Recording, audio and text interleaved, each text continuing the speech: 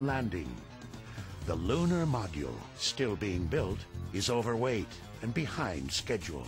It's not a simple thing. Spacecraft never landed on another celestial body, so the design had to be done from scratch. One of the main things you had to figure out was that you had to have a rocket on the ascent stage especially that you had to be 100% sure would work, because you didn't want the two astronauts sitting on the lunar surface and the rocket didn't work.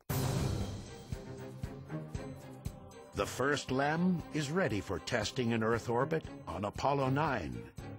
The LEM is put through its paces and proves it's ready to go to the moon. With one significant limitation. Still too heavy, the LEM can't land. So Apollo 10, like Apollo 8 before it, will only orbit the moon and test rendezvous the lander with the command module. This is really a rugged planet. As John Young watches from his command module, Charlie Brown, Commander Tom Stafford and LEM pilot Gene Cernan undock Snoopy, their lander that can't. And I was doing backup maneuvers to the attitudes, and if they couldn't do the maneuvers, I would do the maneuvers and hopefully rescue them. But I was always ready in case their vehicle blew up or something to come back without them.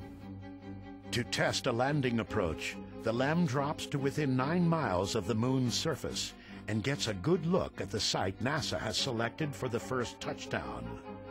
Skimming the surface at nearly 3,700 miles an hour, Cernan peers out his window at lunar mountains. We is down among them, Charlie. Roger, I hear you weaving your way up the freeway.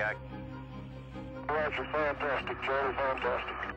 I felt like I had to pick up my feet to keep from dragging my heels on the top of those mountains.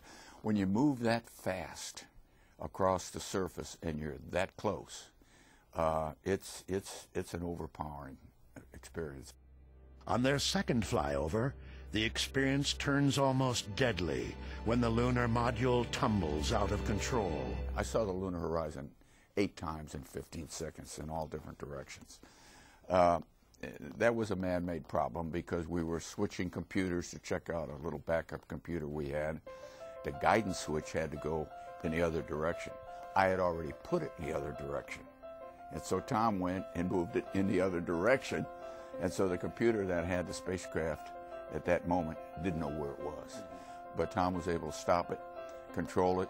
Finally, as in the comics, Snoopy returns to his master, Charlie Brown. Even before Apollo 10 enters lunar orbit, the Apollo 11 spacecraft has been rolled out to the launch